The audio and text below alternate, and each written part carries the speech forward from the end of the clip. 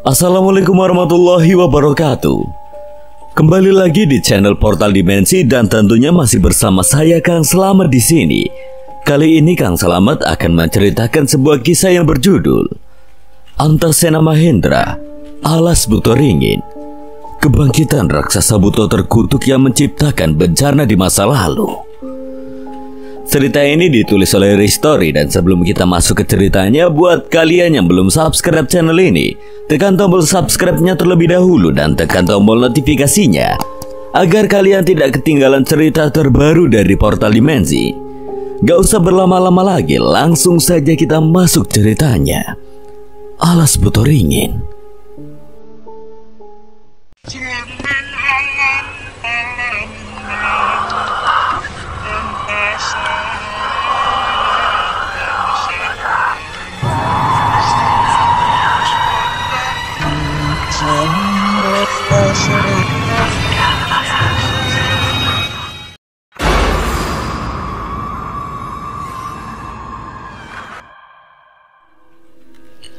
Suragandru yang sadar akan serangan Mahendra segera mengalihkan serangannya ke arah Mahendra. Aswan, Juna, dan Arlingga dengan sigap menghancurkan bola api yang mengarah ke Mahendra. Ketika Mahendra selesai membacakan amalan, dia menggunakan ajian Braja Musti dan memukul tombak Madusena sekuat tenaga. Energi tombak Madusena meledak membuat semua bola api lenyap. Tombak masih melesat ke arah Suragandru. Kali ini Suragandru tidak menerima serangan itu begitu saja. Dia membuat perisai hitam dengan kedua tangannya. Tombak Madusena terus mendorongnya, dan Suragandru berteriak mengerahkan seluruh kekuatannya. Hingga tiba-tiba sebuah ledakan besar terjadi. Tombak Madusena menembus perisai gaib, meledak di udara menghantam Suragandru. Serangan itu mengenai Suragandru. Mahendra menggeleng melihat dari kepulan asap. Suragandru berdiri dengan bahu yang bolong akibat tertembus tombak Madusena, namun perlahan rapat kembali dengan sendirinya. Serangan sebesar itu tidak berdampak apapun. Suragandru menggeser arah serangannya saat terjadi benturan, sehingga hanya mengenai bahunya. Tombak Madusena kembali ke tangan Mahendra. Lalu bagaimana cara mengalahkannya? Melihat seranganku tadi, ada titik yang mungkin bisa mengalahkannya. Jika tidak, mengapa dia menggeser serangannya? Ayo kita cari tahu sendiri. Aswan dengan 100% kemampuan Asoka menyerang Suragandru. Di luar medan jagat panguripan, Suragandru cenderung menangkis dan menghindar. Serangan mereka mungkin akan berdampak padanya. Juna menyusul Aswan dari belakang, mengangkat pusakanya. Petir tercipta bersamaan dengan serangan Aswan. Suragandru dengan cepat menyerang balik, membuat Aswan terpental ke arah Juna. Suragandru berucap dengan nada kesal, "Kalian benar-benar memaksaku menggunakan seluruh kekuatanku." Suragandru mulai membaca sebuah mantra. Kepulan asap hitam menutupi tubuhnya. Mahendra, Aswan, Juna, dan Arlingga berdiri tegak memegang pusaka masing-masing. Energi yang begitu besar terasa dari kepulan asap yang menyelimuti Suragandru. Pertarungan terakhir yang menentukan nasib banyak orang telah dimulai. Di tengah lautan api dan kepulan asap hitam, cahaya harapan masih bersinar terang. Mahendra, Juna, Arlingga, dan Aswan memperhatikan dengan cermat apa yang akan dilakukan Suragandru. Tekanan energinya besar sekali. Tekanan itu benar-benar membuat mereka semakin waspada. Pancarannya lebih kuat dari sebelumnya, membuat mereka berempat harus mengerahkan kekuatan mereka untuk menahannya. Angin berhembus dengan kencang, api yang berkobar semakin membesar, merembet ke puing-puing bangunan lainnya. Perlahan kepulan asap hitam yang menyelimuti tubuh Suragandru mulai menipis, memperlihatkan siluet dengan rambut berkobar. Mahendra dan yang lainnya tertegun melihatnya. Dia berubah wujud lagi. Tetap waspada, wujudnya kali ini benar-benar kuat. Suragandru telah berubah wujud kembali. Tubuhnya kini sedikit lebih besar. Dengan rambut api berkobar, taringnya memanjang dan di tangannya tergenggam sebuah senjata gada hitam berlapis emas. Kalian benar-benar membuatku mengeluarkan wujud terkuatku. Juna dan Arlingga masih terperangah oleh tekanan yang dihasilkan wujud baru Suragandru. Mereka belum pernah merasakan kekuatan sebesar ini sebelumnya. Keringat membasahi pelipis mereka bukan hanya dari kobaran api, tetapi juga dari rasa cemas yang mulai muncul. Namun tidak untuk Mahendra dan Aswan. Mereka sempat merasakan tekanan seperti ini saat bertemu Nyai Lawe di alam roh. Kali ini aku tidak akan mundur lagi. Mahendra maju selangkah di depan Juna dan Arlingga. Ia mengangkat tombak Madusena, lalu menancapkan tombak tersebut ke tanah, mengeluarkan seluruh kekuatannya untuk melawan tekanan yang diciptakan Surogandru. Ujung tombak bersinar terang, angin kencang kembali tercipta. Juna dan Arlingga menatap takjub pada Mahendra. Aura yang dipancarkan seketika menetralisir tekanan Surogandru. Rasa cemas yang mereka rasakan perlahan mulai menghilang. Kekuatan yang luar biasa. Juna baru pertama kali bertemu dengan seseorang yang memiliki aura yang menenangkan sekaligus mengintimidasi lawannya.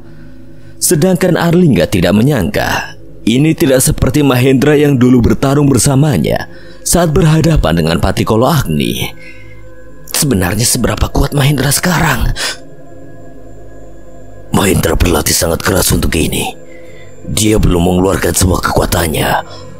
Bahkan aku tidak mampu menandinginya saat adu tanding dengan menggunakan seluruh kekuatan. Seorang Aswan tidak mampu menandingi Mahendra. Arlingga tidak habis pikir Aswan yang ia kira sama kuatnya dengan Mahendra, bahkan mengakui kalau Mahendra lebih unggul dibandingkan dengannya. Tidak heran beberapa bulan terakhir setelah kejadian di desa Girimaya, Mahendra benar-benar berlatih begitu keras. Bayang-bayang Nyai Lawe menyerang Mbah Sabto dan Nyai Sinten selalu muncul di pikirannya. Meski dirinya tidak mengenal Mbah Sabto dan Nyai Sinten begitu dekat, namun tetap saja Mahendra tidak ingin melihat orang yang ia kenal terluka. Surogandru menatap tajam ke arah Mahendra. Wajahnya terlihat serius. Berbeda dengan sebelumnya yang meremehkan mereka, kekuatan Mahendra beradu dengan Surogandru. Hingga tiba-tiba sebuah ledakan menghapus tekanan yang dipancarkan Surogandru. Cukup mengesankan kau mampu menetralisir tekanan yang kupancarkan. Tapi itu bukan berarti kau bisa mengimbangiku.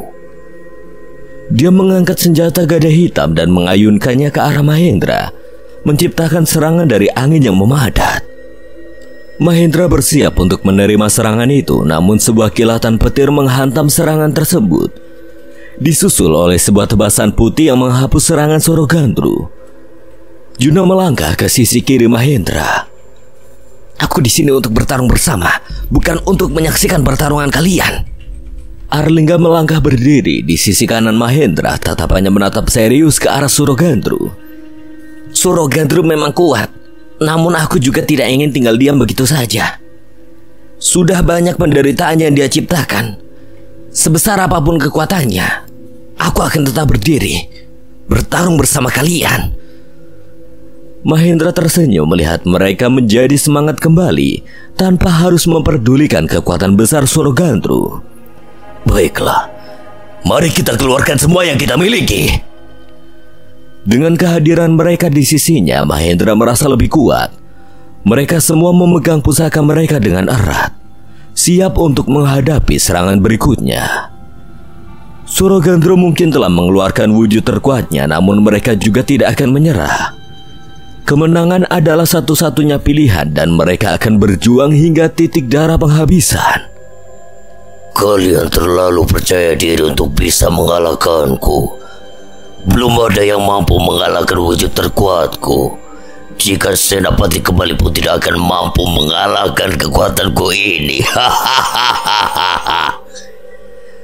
Mahendra menarik nafas lalu mengeluarkannya perlahan. Tangannya ia tarik ke belakang dengan ujung tombak Madusena mengarah ke Surogandru. Dirinya melempar tombak sekuat tenaga seraya berucap, "Begitu ya? Kalau begitu ini akan menjadi kekalahanmu yang pertama, sekaligus yang terakhir kalinya." Tombak Madusena melesat ke arah Surogandru, berputar menciptakan sebuah pusaran angin dengan ujungnya yang runcing. Kau tidak akan bisa mengalahkanku dengan hanya serangan selemah ini. Surogandru mengayunkan gadanya membalas serangan Mahendra dengan menciptakan bola api dari ayunan gadanya. Sebuah ledakan terjadi saat serangan mereka bertemu. Tombak Madusena terpental kembali ke tangan Mahendra. Juna menaruh pusakanya di dada, mulutnya terlihat mengucapkan sesuatu. Sebuah kilatan petir kecil muncul dari ujung bajra pusakanya. Juna membuka matanya setelah menyelesaikan mantra yang dia ucapkan. Ia menghentakkan kaki ke tanah. Kilatan petir tiba-tiba muncul di belakang Surogandru. Juna sudah berada di sana. Kau pikir bisa menyerangku dari belakang? Surogandru menyadari kehadirannya. Ia mengibaskan gada miliknya ke arah Juna. Gada itu mengenai tubuh Juna, namun tubuhnya seketika berubah menjadi petir. Ia sudah berpindah kembali ke belakang Surogandru dengan tangannya dialiri petir. Akan aku buat kau kejang-kejang, Surogandru. Sebuah pukulan menghantam keras ke punggung Surogandru, membuatnya seketika kejang-kejang lalu terhempas dengan keras ke tanah. Menciptakan suara berdebu, kepulan debu dan asap dari puing-puing yang terbakar menutupi tubuh Surogandru. Tiba-tiba dari balik kepulan debu, sebuah bola api melesat ke arah Juna. Mahendra yang menyadarinya segera menyuruh Juna untuk menghindar. Juna, menghindar! Bola api itu melesat cepat, ukurannya lebih besar dari bola api sebelumnya. Juna tidak sempat menghindar dan menahan serangan itu menggunakan ujung gada pusakanya. Sebuah ledakan terjadi membuat Juna terpental ke arah puing-puing bangunan. Juna! Aswan segera menghampirinya dan menanyakan keadaannya. Kau mengingatkanku dengan seorang raja yang menggunakan ilmu petir suci. Mahendra seketika terdiam mendengar Surogandru mengatakan hal itu. Dia menoleh ke arah Arlingga, matanya penuh tanya. Apa benar Juna keturunan dari seorang raja, Lingga? Iya, Ndra. Juna adalah keturunan Prabu Tirtayasa Wirabumi dari kerajaan Astana Bumi. Astana Bumi? Mata Mahendra membelalak tidak percaya. Mahendra tidak menyangka kalau Juna memiliki darah keturunan seorang raja. Sama seperti keluarganya yang juga mengalir darah Prabu Reksamudrosena dari kerajaan Astana Loka. Namun Mahendra tidak ingin mengakui hal tersebut. Dia beranggapan leluhurnya hanyalah Eyang Sena seorang. Sudah kuduga, pantas saja kau mampu menghancurkan ilmu jagat penguripan milikku. Rupanya kau keturunan orang yang menciptakan ilmu itu. Aku jadi sedikit lebih bersemangat. Jiwa kalian akan menambah kekuatanku untuk menjadi panglima terkuat Segoro Gede. Dengan memakan jiwa dari lawan ataupun seseorang yang memiliki kemampuan batin, Surogandru akan mampu menguasai ilmu orang yang menjadi korbannya. Dan saat ini di hadapannya ada 3 anak yang memiliki darah raja dan 1 anak dengan ilmu yang mampu melenyapkan segala serangan gaib. Dengan memakan jiwa mereka, kekuatannya akan menjadi lebih besar dibandingkan Panglima Segoro Gede lainnya. Juna, kamu tidak apa-apa? Aswan membantu Juna untuk berdiri. Tidak ada luka sedikit pun di tubuhnya. Hanya pakaiannya saja yang kotor dan sobek di beberapa bagian. Tidak apa, Wan. Ayo, kita gabung kembali dengan Mahendra dan Arlingga. Mahendra dan Arlingga berlari ke arah Surogandru dengan pusaka yang bersinar terang. Surogandru menciptakan bola api kembali lalu memukul bola api itu dengan gada miliknya. Serangannya bertambah cepat, namun Arlingga sudah siap dengan semua serangan yang akan dilancarkan.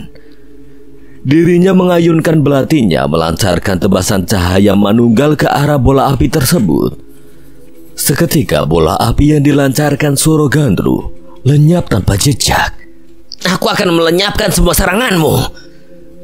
Kau memang anak yang paling merepotkan. Meski 3 orang lainnya memiliki darah seorang raja dan mewariskan ilmu batin yang tinggi, entah mengapa dalam pertarungan ini Arlingga yang paling diwaspadai oleh Surogandru. Tepat saat berada di hadapan Surogandru, Mahendra menghunuskan tombak Madusena ke arah jantungnya. namun berhasil dihalau dengan gada hitam Surogandru.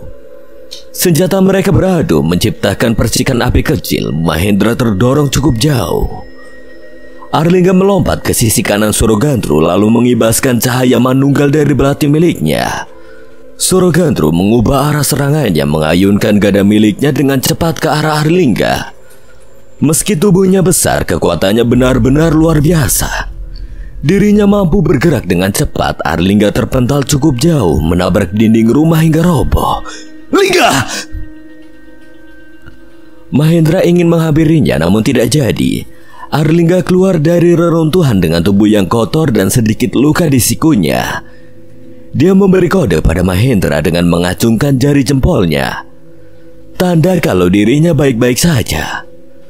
Arlingga tersenyum sambil menepuk-nepuk bahunya yang kotor. Mahendra penasaran dengan apa yang membuatnya tersenyum. Ia menoleh kembali ke arah Surogandru. Dia berhasil melukai Surogandru. Sebuah cairan hitam menetes di bahu Surogandru. Serangan Arlingga memberikan luka pertama di tubuhnya. Tebasan cahaya manunggal mampu menembus kulit Surogandru yang keras bagi jirah baja. Surogandru berteleportasi pindah tempat dalam sekejap. Arlingga melebarkan mata saat merasakan hawa dingin dari Surogandru di belakangnya.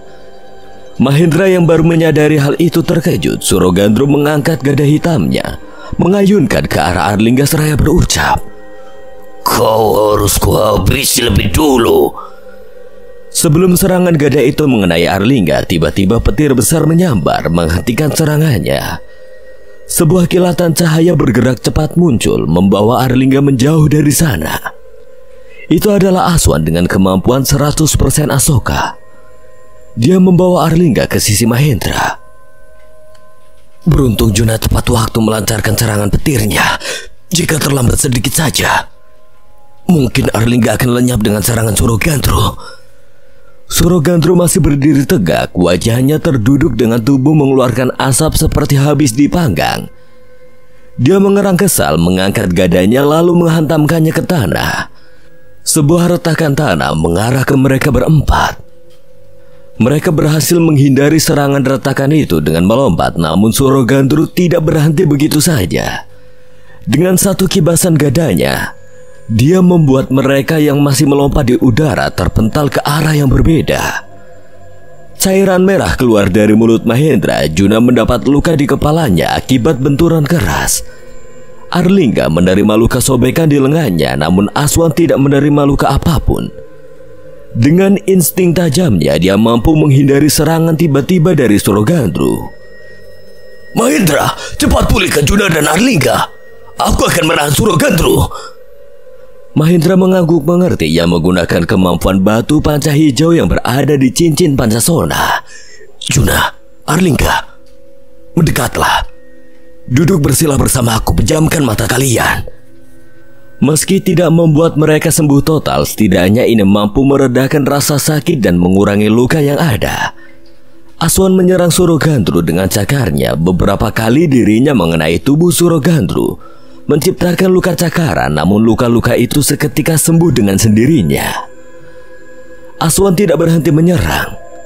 Ia harus mengulur waktu untuk Mahendra memulihkan Arlingga dan Juna.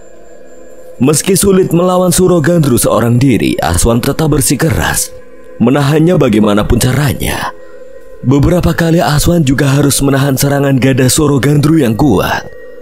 Tiap kali cakarnya menghantam gada hitam itu, rasanya tulang-tulang Aswan terasa begitu nyeri. Namun ia tidak menunjukkannya. "Berapa kali lagi kau mampu menahan seranganku?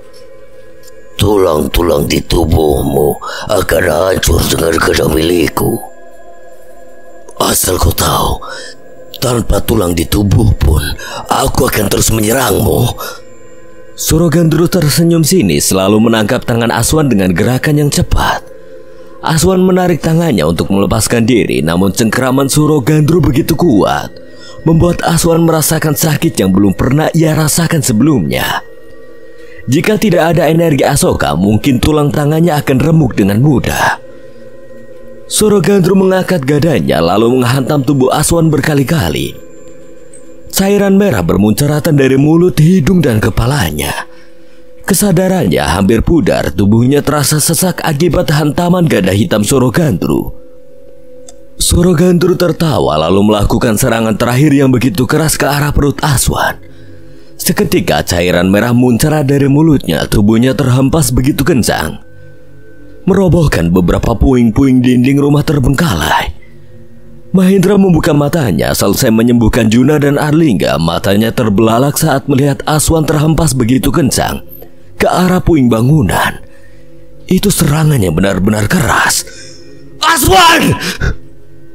Khawatir dengan keadaan saudaranya, Mahendra bergegas menghampiri Aswan ke rumah terbengkalai yang hancur akibat tabrakan tubuh Aswan. Juna, kita harus menyerang Sorogandru sekarang. Juna mengangguk mengerti harus ada yang menghadapi Sorogandru selagi Mahendra mengecek keadaan Aswan. Mereka berdua bergerak menuju Sorogandru. Luka-luka kecil dan rasa sakit sudah sedikit mereda, membuat mereka lebih leluasa untuk bergerak. Kalian belum menyerah juga rupanya. Arlingga dan Juna sudah berdiri di hadapan Sorogandru dengan menggenggam pusaka masing-masing. Sampai mati pun kami tidak akan menyerah untuk mengalahkanmu.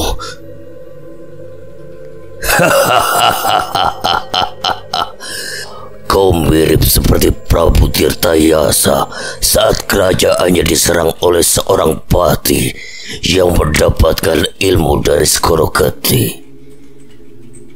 Sebaiknya kau tidak mengungkit-ungkit keluargaku. Juna, jangan pedulikan perkataannya. Dia hanya ingin memancing emosimu. Makhluk sepertinya akan menghasut siapapun demi sebuah tujuan. Arlingga yang mengenal Juna tahu kalau dirinya paling tidak suka orang lain membicarakan keluarganya. Sebisa mungkin ia harus membuat Juna tenang dan tidak terpancing dengan kata-kata demit sepertinya. Aku tahu, Lingga. Terima kasih sudah mengingatkan. Juna mengangkat pusakanya ke langit. Awan hitam menggumpal membentuk pusaran di atas tempat mereka bertarung. Suara gemuruh guntur terdengar hingga tiba-tiba petir besar melesat ke arah Sorogandru. Serangan yang sama tidak akan berguna di hadapanku. Sorogandru mengangkat gadanya ke atas kepalanya, memegangnya dengan kedua tangannya. Petir Juna tertahan oleh gada hitam Sorogandru sekuat tenaga. Dirinya menahan petir Juna yang masih menerjang dirinya. Arlingga memanfaatkan keadaan selagi Sorogandru menahan petir Juna. Dia membacakan sebuah mantra lalu mengibaskan belatinya. Kali ini kau tidak akan menghindar lagi. Tebasan cahaya manunggal mengarah ke tubuh Sorogandru yang tidak bisa berkutik. Mata besar Sorogandru melirik ke arah serangan itu hingga tiba-tiba petir Juna menghantam tanah, kepulan asap dan puing-puing berterbangan. Kita berhasil mengenainya.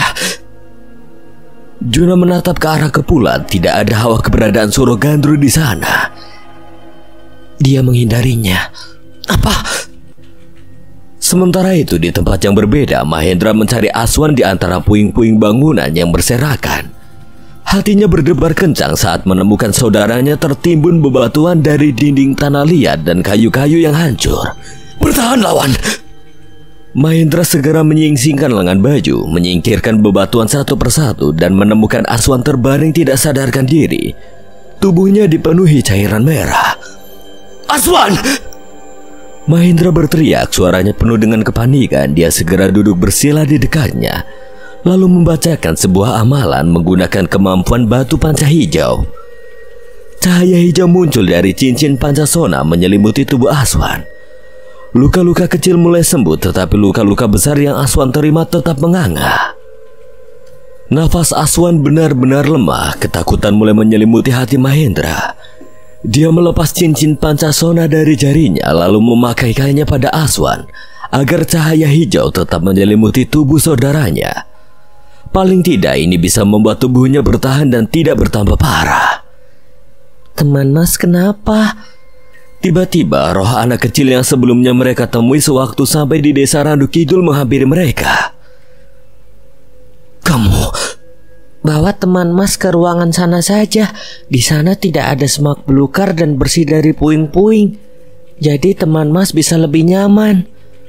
Anak kecil itu menunjuk ke salah satu sudut ruangan dengan bangunan yang masih utuh. Bisa kamu antar Mas ke tempat itu? Ayo Mas, aku antar. Mahendra mengangguk. Dengan hati-hati Mahendra menggendong Aswan dan mengikuti roh anak kecil itu menuju ruangan yang disebutkan. Di sini Mas tempatnya. Mereka sampai di sebuah ruangan dengan lantai tanah liat dan ranjang kayu jati yang keropos. Tempat itu tidak dihiasi semak belukar ataupun puing bangunan seperti yang lainnya. Mahendra membaringkan Aswan di sana. Dek, Mas boleh titip teman Mas tidak? Ada yang perlu Mas selesaikan di luar. Iya Mas, aku jagain teman Mas. Terima kasih ya. Mahendra mengelus lembut kepala anak kecil itu, kemudian segera keluar menghampiri Juna dan Arlingga yang sedang berhadapan dengan Surogandru.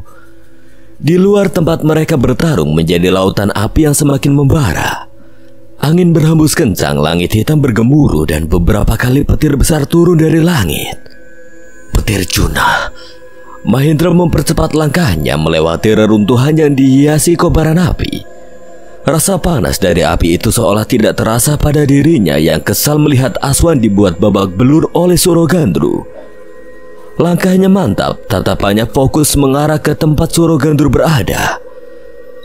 Mahendra merogoh kantong celananya, mengeluarkan sebuah benda dengan melilitkannya di tangan. Akan aku balas kau Surogandru. Di antara kobaran api yang mengelilingi, Arlingga dan Juna berdiri dengan napas terengah-engah. Tanda bahwa mereka sudah mengeluarkan seluruh kemampuan untuk menahan Surogandru. Sedangkan Surogandru masih berdiri tegak di hadapan mereka. Petirmu tidak akan mampu menubangkanku, dan tebasan cahaya tidak akan berguna apabila tidak mengenaiku.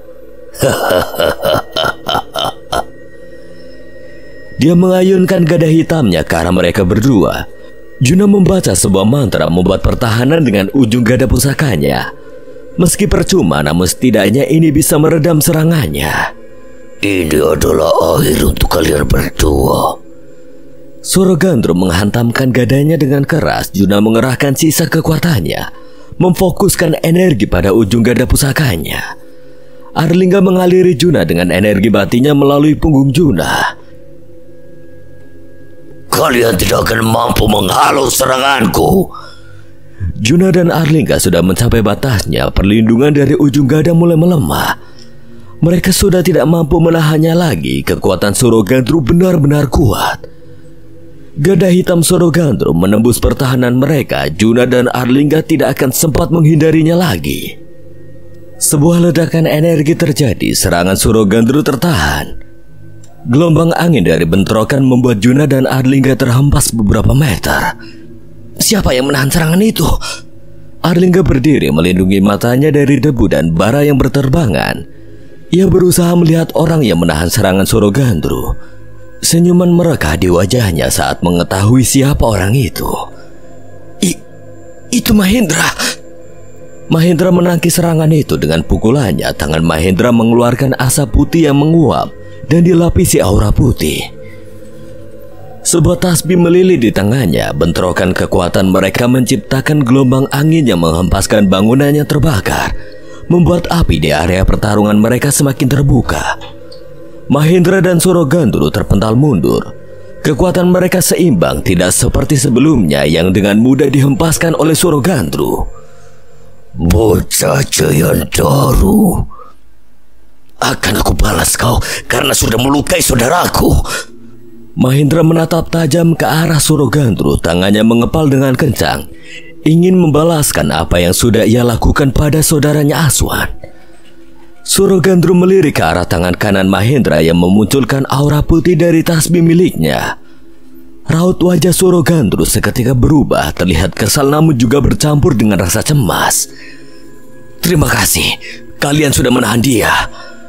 Mahendra berterima kasih pada Juna dan Arlingga karena sudah berusaha menahan Surogandru. Ia menyuruh mereka untuk istirahat dan menyerahkan sisanya pada dirinya. Tapi Indra, aku masih mampu untuk bertarung. Juna tetap ingin bertarung. Surogandru begitu kuat, bahkan bertarung berempat saja mereka belum bisa mengimbanginya. Apalagi harus bertarung 1 lawan 1. Kita lebih baik memulihkan diri terlebih dahulu. Untuk segala kemungkinan yang terjadi nanti, sekarang percayakan semuanya pada Mahendra.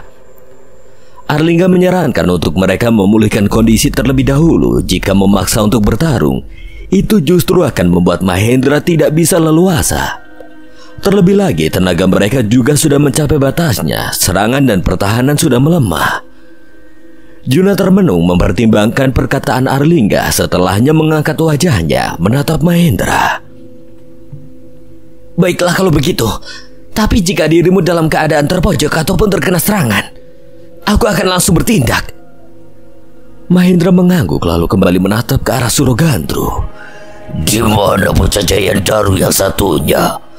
Mengapa hanya datang seorang diri? Apa dia sudah mati? Kata-kata itu langsung menusuk batin Mahendra. Ia berjalan ke arah Surogandru, tangannya mengepal erat. Cahaya di kepalan tangannya semakin besar. Sebuah mantra terucap dari mulutnya.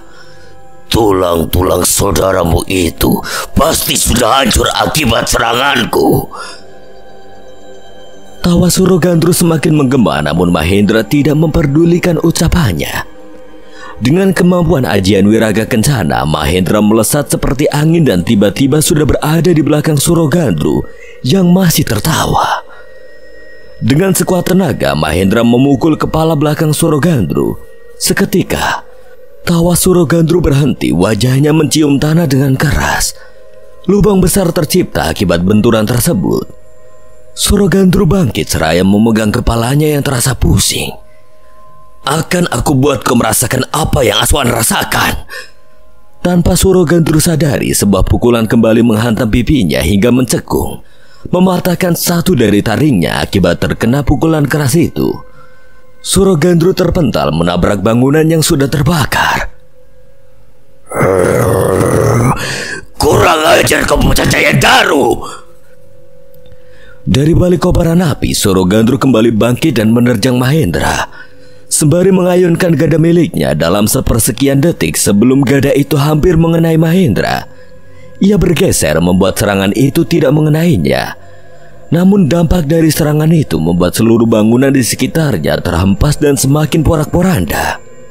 Mahendra memukul perut Surogandru, cairan hitam bermunceratan dari mulutnya. Mata besarnya hampir keluar akibat serangan itu.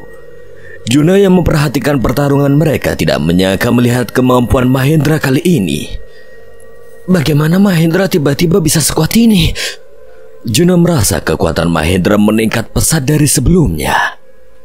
Seseorang bisa melampaui batasnya ketika orang-orang berharga bagi mereka disakiti. Dalam pusaran emosi yang membara di mana kesedihan, ketakutan dan kemarahan berbaur menjadi satu, lahirlah tekad dan kekuatan yang tidak pernah kita sangka. Arlingga menarik napas sebelum melanjutkan perkataannya. Ia dapat merasakan apa yang dirasakan Mahendra saat ini. Saat hati dilanda badai perasaan yang bertabrakan, justru di sanalah kita menemukan potensi tersembunyi yang sebelumnya tidak terlihat. Kesedihan mendalam memberi kita kedalaman jiwa. Ketakutan menajamkan keberanian kita. Dan kemarahan memicu semangat yang membara. Mbah Seno pernah berucap seperti itu padaku. Dalam kegelapan emosi kita sering menemukan cahaya yang menunjukkan jalan. Setiap tetes air mata yang jatuh, setiap detak jantung yang dipercepat oleh rasa takut, setiap ledakan emosi yang keluar dari dada, semuanya berkontribusi membentuk sebuah kekuatan yang mampu mengatasi rintangan terbesar sekalipun.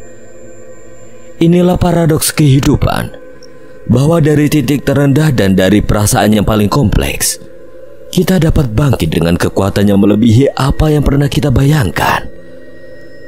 Juna mengangguk mengerti mereka kembali memperhatikan pertarungan Mahendra dan Surogandru. Mahendra terus memberikan serangan beruntun pada Surogandru, sama seperti apa yang dia lakukan terhadap saudaranya Aswan. Setiap pukulan Mahendra menghantam Surogandru dengan kekuatan yang luar biasa, menciptakan ledakan energi putih yang menembus kulit tebal Surogandru hingga ke dalam tulangnya. Setiap benturan terdengar seperti ledakan menggetarkan tanah di sekitar mereka dan meruntuhkan bangunan yang sudah rapuh.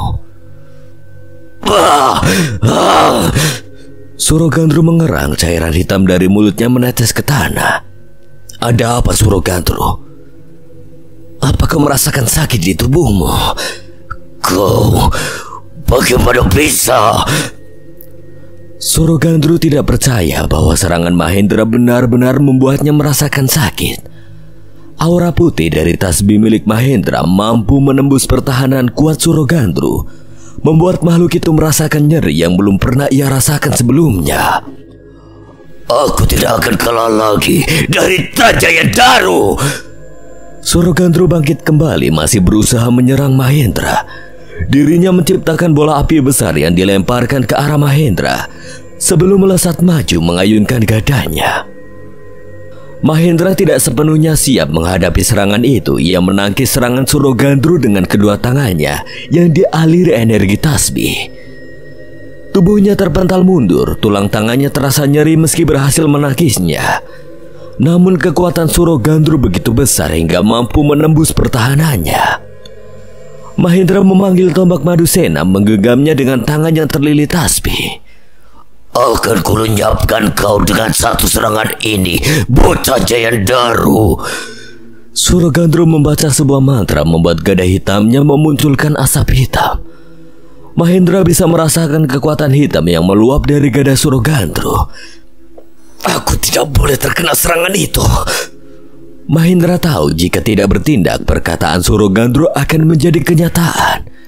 Dia akan lenyap jika menerima serangan itu. Mahendra menatap permata di tombak Madusena, membaca sebuah mantra menyatukan cahaya dari tasbih miliknya dengan tombak Madusena. Mungkin cara ini akan berhasil. Surogandru mulai melesat dengan gada yang dialiri kekuatan hitam. Mahendra mengambil ancang-ancang, memfokuskan seluruh energinya ke ujung tombak Madusena, lalu melemparkannya sekuat tenaga. Setelah melempar tombak, Mahendra segera membacakan ajian Brajamusti. Tombak Madusena melesat dengan cepat ke arah makhluk itu. Dasar manusia bodoh. Serangan langsung seperti itu sangat mudah untuk dihindari. Surogandru yang menyadarinya menghindar dengan cepat, membuat tombak Madusena melesat ke langit melewatinya. Surogandru tertawa setelah berhasil menghindari tombak Madusena. Dirinya kembali melesat ke arah Mahendra. Mahendra masih tetap tenang meski tombaknya meleset. Ia berdiri menatap Surogandru dengan tangan sudah mengeluarkan asap putih. Surogandru mengayunkan gada hitamnya sekuat tenaga. Mahendra menghadang serangan itu dengan pukulannya. Bentrokan besar terjadi ketika gada hitam bertemu dengan pukulan Brajamusti yang dialiri aura tasbih. Benturan tersebut menciptakan gelombang energi yang sangat besar, mengempaskan segala sesuatu di sekitarnya. Tanah di bawah mereka retak, menciptakan jurang kecil yang memanjang. Angin kencang yang menyapu seluruh area memadamkan beberapa api yang masih menyala. Serangan mereka benar-benar kuat. Arlingga dan Juna dapat merasakan pancaran kekuatan mereka berdua yang begitu dahsyat. Mereka harus menahan diri agar tidak terpental akibat angin besar yang menerpa. Keduanya berdiri dengan teguh melihat Mahendra yang kini berdiri dengan kekuatan yang luar biasa. Kepulan tanah, asap, dan bara api menghiasi bentrokan Mahendra dan Surogandru. Juna dan Arlingga tidak bisa melihat apa yang terjadi. Suara ledakan besar tiba-tiba terdengar membuat Mahendra terpental ke arah puing-puing bangunan. Dari tempat benturan, siluet Surogandru masih berdiri tegak. Tawanya menggelegar membuat pikiran Arlingga dan Juna menjadi tidak tenang. Bayangan Mahendra sudah tidak nampak dari hadapan Surogandru. Mahendra! Tidak ada jawaban apapun dari sana, hanya suara tawa Surogandru yang mereka dengar. Di sana, Jun. Ucap Arlingga seraya menunjuk ke arah satu rumah yang roboh. Mahendra bangkit dari puing-puing yang menimbunnya. Dia berjalan gontai di antara kobaran api dan puing-puing. Beberapa kali ia terjatuh ke tanah. Juna dan Arlingga segera menghampiri Mahendra. Dra, kamu... Arlingga berhenti berucap. Tadinya ia ingin bertanya keadaan Mahendra, namun tidak jadi saat melihat dampak dari bentrokan tadi. Tanganmu kenapa, Dra? Tangan kanan Mahendra menggantung, berlumuran darah, tubuhnya dihiasi luka goresan. Apa yang terjadi? Entahlah, aku tidak bisa merasakan apapun di tangan ini. Tiap sel di tanganku seolah terputus. Gunakan kemampuan cincin Pancasona untuk menyembuhkan lukamu, Ndra. Paling tidak agar meredakan rasa sakit dan tidak membuatnya semakin parah. Arlingga menyuruh Mahendra menggunakan kemampuan cincin Pancasona untuk menahan rasa sakit dan meredakan sedikit lukanya. Namun Mahendra menggeleng.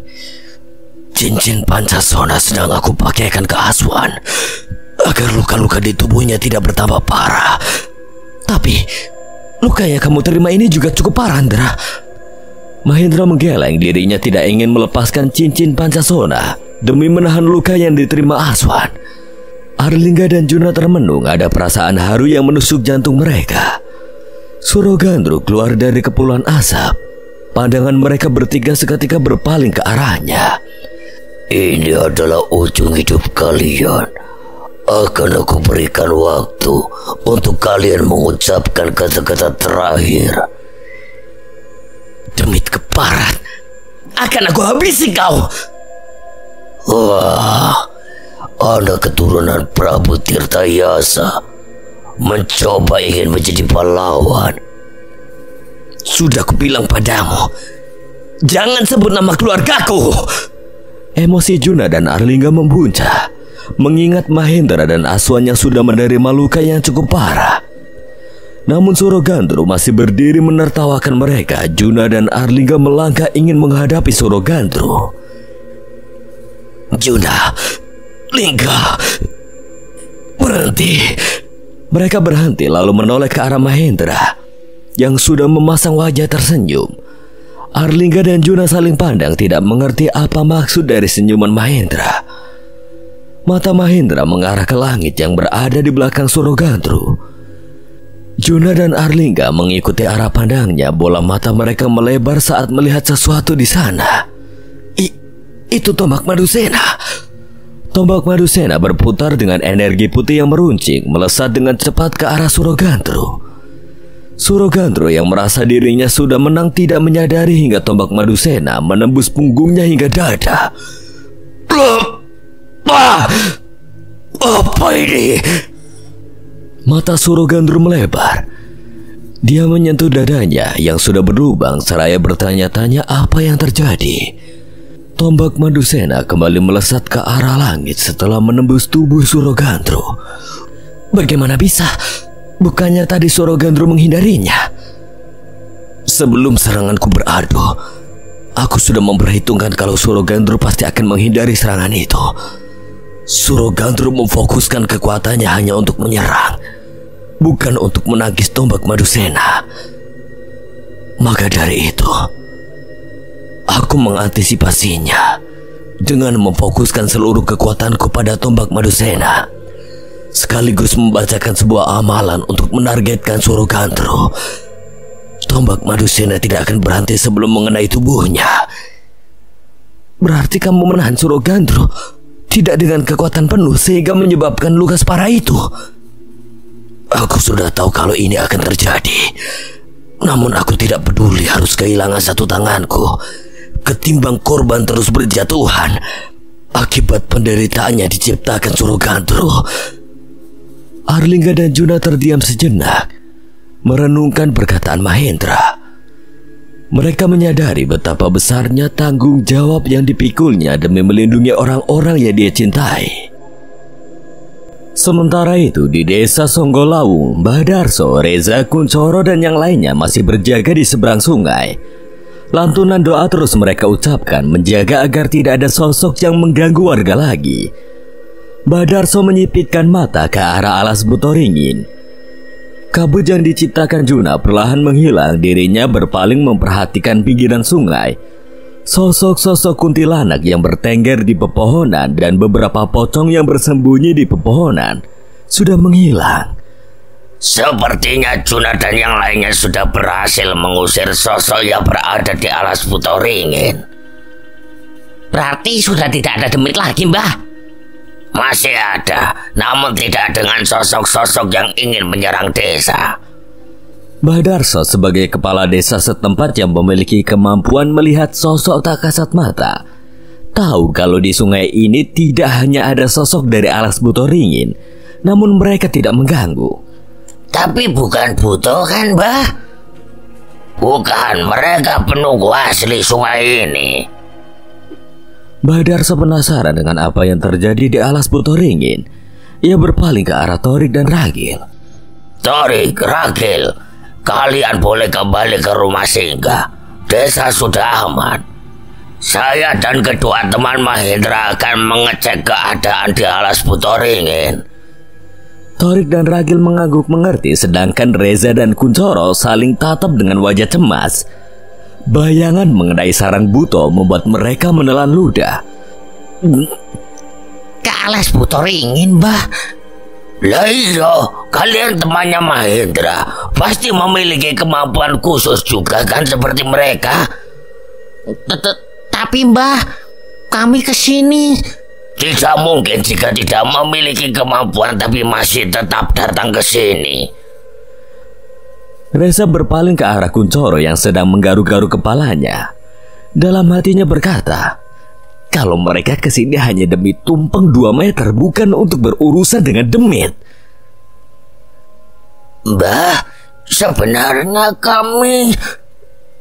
Kuncoro berhenti berucap tatkala melihat Mbah Darso sudah membuka penghalang jembatan. Piye bisa? Ya wis Coro, kita ikutin saja dulu. Lagian juga kan kata Mbah Darso sosok-sosoknya sudah diusir. Ayo. Tidak ada pilihan lain lagi. Mereka memberanikan diri mengikuti Mbah Darso menuju alas buto ringin. Mereka melewati jembatan yang sudah berderit setiap langkah yang dipijak. Mbah, iki jembatan aman toh? Aman, jalan saja pelan-pelan. Sesampainya di ujung jembatan, Reza dan Kuncoro selingkuhan memperhatikan sekitar hutan dan alas buto ringin. Takut apabila tiba-tiba ada kuntilanak seperti kejadian saat di perjalanan. Wajah seram kuntilanak itu masih tersema di pikiran mereka. Mbah Darso melangkah lebih dulu, diikuti Reza dan Kuncoro yang saling tarik-menarik untuk berjalan di dekat Mbah Darso. Paku apa ini? Mbah Darso berhenti di gerbang hutan memperhatikan sebuah paku yang tertancap di tanah. Rasanya aku seperti mengenali energi paku ini. Apa jangan-jangan dia datang ke sini? Paku itu adalah paku sukmo yang ditancapkan Baseno untuk menggantikan kabut yang diciptakan Juna. Sudah lama sekali aku tidak bertemu dengannya. Ayo kita masuk ke dalam. Mbah Darso mengajak Reza dan Kuncoro masuk ke dalam alas buto ringin.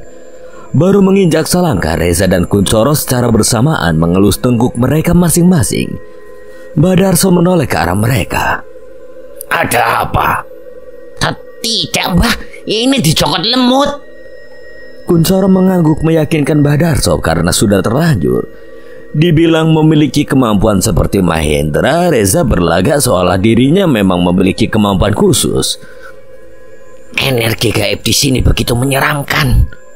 Mbah Darso mengangguk mengiyakan perkataan Reza, padahal dirinya tidak bisa merasakan energi gaib. Reza hanya berucap berdasarkan rasa takut yang ia rasakan. Jika rasa takutnya semakin besar, ia akan mengatakan energi gaibnya besar.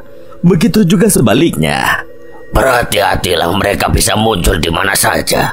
Siap Mbah, aku di samping Mbah Darso. Reza ke sisi kanan Mbah Darso, sedangkan Kuncoro di sisi kirinya. Mereka hanya mencari aman dengan berdekatan dengan Mbah Darso. Suasana di alas buto ringin tampak porak-poranda, banyak pepohonan tumbang. Beberapa hangus terbakar seolah tanah yang sebelumnya datar kini dihiasi dengan lubang-lubang. Mata Mbah Darso menyisir tempat bekas pertarungan itu. Bola matanya terhenti tatkala melihat seperti ada seseorang yang terikat di sebuah pohon beringin. Ada apa Mbah? Sepertinya ada seseorang di sana. Reza dan Kuncoro menyipitkan mata dan benar di sana ada seseorang yang sedang dalam keadaan terikat. Ayo kita cek ke sana. Mereka berjalan mendekat ke arah pohon beringin tersebut.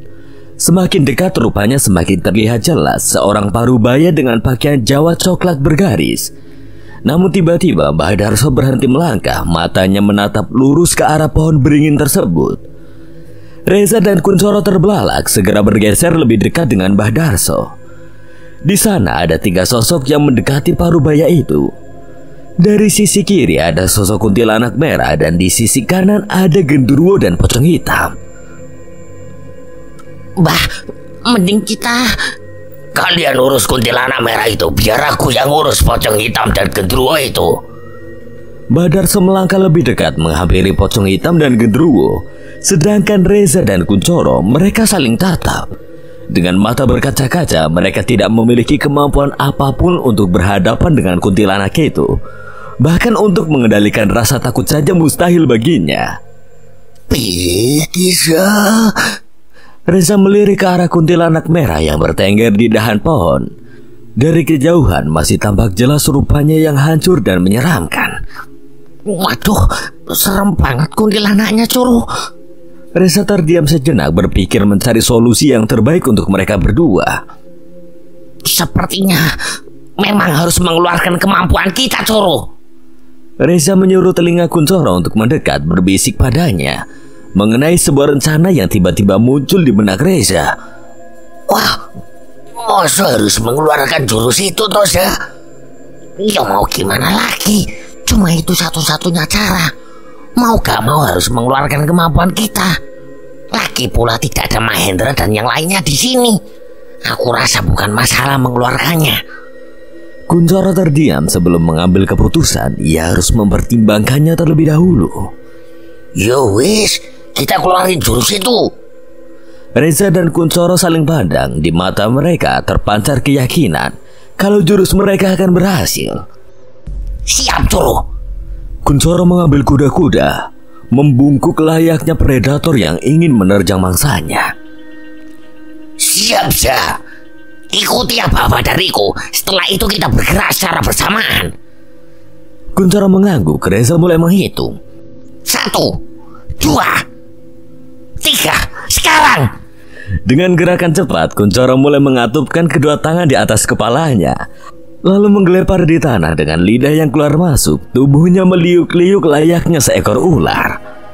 Mbah Darso, tolong urus kuntilanak merah itu dulu. Kodamnya Kuncoro lepas kendali. Mbah Darso yang sedang melantunkan doa untuk mengusir kedua sosok di hadapannya seketika menoleh ke arah Reza. Dirinya mempercepat lantunan doanya, namun tiap ayat yang ia bacakan masih terdengar jelas.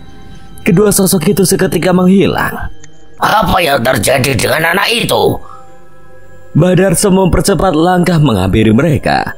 Reza terlihat sedang memegang kepala Kuncoro dengan mulut komat kamit. Kuncoro terus meliuk-liuk. Reza menekan kepalanya ke tanah. Kuncoro melawan tekanan itu agar terlihat realistis. Temanmu kenapa? Biasa, Mbah. Jika ingin mengeluarkan kemampuannya, kodam kadut putih yang bersemayam di tubuhnya suka lepas kendali. Kodam kadut putih? Aku baru mendengar ada kodam seperti itu. Reza menoleh ke arah Mbah Darso dengan tatapan serius. Tangannya masih menahan kepala Kuncoro. Kadut putih adalah raja dari segala raja kadut, Mbah. Hanya keluarga Kuncoro yang memilikinya. Kodam ini yang menjaga keluarganya secara turun-temurun. Mbah Darso sempat bingung, namun melihat wajah serius Reza, seketika percaya begitu saja. Lalu apa yang harus dilakukan? Biar saya bantu. Mbah Darso menggerakkan tangannya ke arah kepala Kuncoro, namun Reza dengan sigap menangkap tangannya, membuat Mbah Darso seketika menoleh ke arahnya. Reza menggelengkan kepala dengan ekspresi yang begitu serius.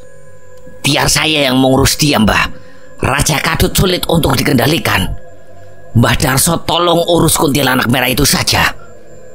Kuncoro semakin memberontak. Suara berdesis yang keluar dari mulutnya semakin memperkuat penampilannya, membuat siapapun yang melihatnya merasa ngeri.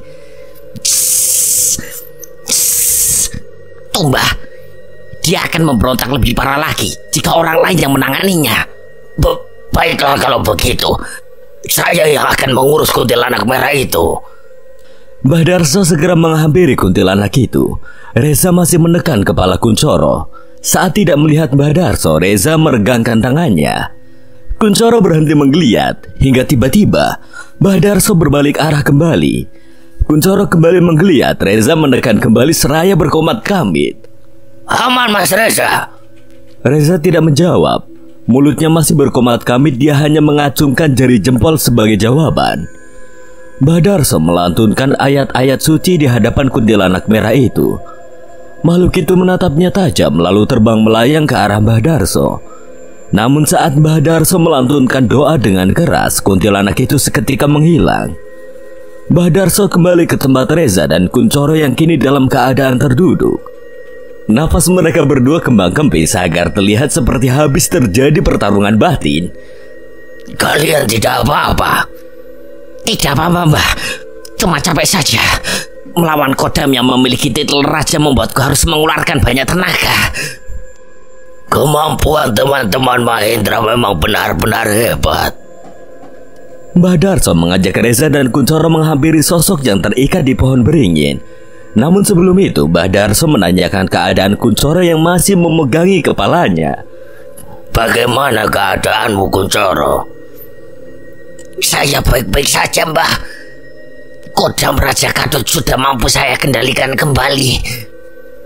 Kamu adalah anak yang beruntung.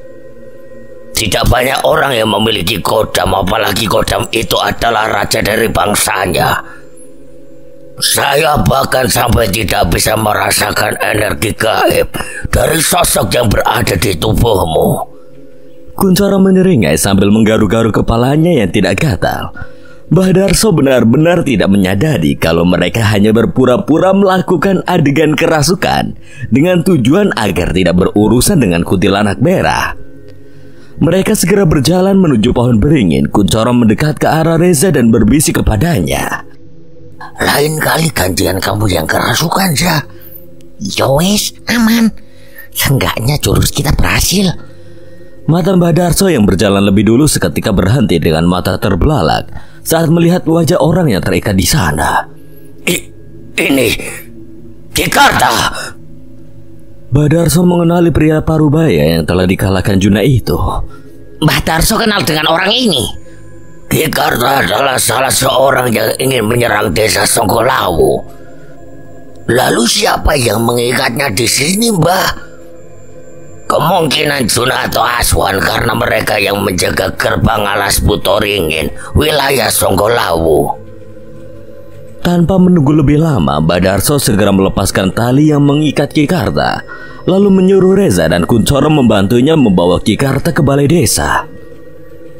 Tolong bantu saya membawanya ke balai desa. Untuk apa kita membawanya, Mbah? Bukankah dia yang menyerang desa Songgolawu? Dendam yang berkelanjutan tidak akan membawa kebaikan. Untuk memutus rantai dendam, kita harus menunjukkan belas kasih, menahan diri dan tidak membalas apa yang dilakukan. Adalah cara terbaik untuk menghindari dendam yang hanya akan merugikan lebih banyak orang.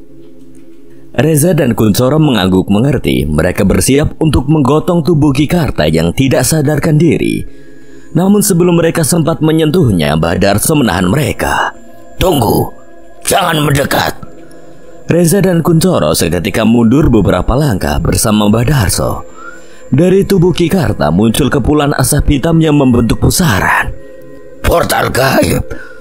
Mbah Darso, Reza dan Kuncoro mundur beberapa langkah lagi saat melihat sebuah tangan besar dengan kuku panjang muncul dari pusaran itu. Tangan besar itu menggenggam tubuh Kikarta dan menariknya ke dalam pusaran asap hitam. Apa itu, Mbah? Entahlah, firasatku tidak enak melihat tangan itu membawa tubuh Kikarta. Di desa Kencana Wungu, suasana di teras rumah Ki Ambar terasa tenang namun dipenuhi ketegangan. Mbah Arya, Mbah Seno, dan Ki Ambar sedang berbincang dengan serius. Di sekitar mereka, beberapa lampu minyak menyala redup, memberikan cahaya lembut yang menciptakan bayangan di wajah mereka yang tampak penuh keprihatinan. Ki Gondo yang sudah tidak sadarkan diri juga berada di sana dengan tubuh terikat. Dia dijaga oleh beberapa tetua desa Kencana Wungu yang berdiri siaga di dekatnya. Tubuh Ki Gondo telah sedikit dipulihkan oleh Mbah Seno yang menggunakan keahlian pengobatannya untuk mengobati luka yang diakibatkan oleh belati milik Arlingga. Beruntung lukanya masih bisa diselamatkan, jika tidak, cucunya itu bisa saja dinobatkan sebagai pembunuh. Saat perbincangan di teras semakin serius, tiba-tiba terdengar suara dari arah para tetua yang menjaga tubuh Ki Gondo. Salah satu tetua memanggil Ki Ambar dengan cemas. Ki Ambar, cepat lihat ini. Mbah Arya dan Mbah Seno saling bertatapan merasakan adanya energi gaib yang besar dari arah sana. Ki Ambar segera menghampiri tempat para tetua diikuti oleh Mbah Arya dan Mbah Seno. Dari pendopo tempat Ki Gondo berada muncul asap hitam yang membentuk sebuah pusaran. Mbah Seno segera menyadari apa yang sedang terjadi. Itu portal gaib. Tak lama kemudian sebuah tangan besar dengan kuku panjang muncul dari pusaran asap hitam tersebut. Mbah Arya terkejut dan segera bergerak untuk memindahkan tubuh Ki Gondo, namun tidak sempat. Tubuh Ki Gondo sudah dibawa masuk ke dalam portal. Ki Ambar dengan wajah bingung bertanya pada Mbah Arya. Apa yang terjadi? Sosok apa itu? Itu adalah tangan Surogandru. Meski aku belum pernah bertemu langsung, aku mengenali auranya yang begitu besar dari tangan yang muncul tadi. Tidak ada sosok lain yang kurasakan memiliki aura sekuat itu. Apa mungkin dia membawa tubuh itu ke pertarungan Mahendra dan yang lainnya? Mungkin saja. Itu bisa sangat berbahaya jika benar terjadi. Memangnya kenapa? Makhluk seperti Surogandru, jika mendapatkan tumbal, akan menambah kekuatannya. Biasanya itu terjadi saat dia sedang dalam keadaan terdesak. Dengan mendapatkan tumbal, kekuatannya akan kembali penuh. Ini bisa menjadi ancaman besar bagi Mahendra dan yang lainnya.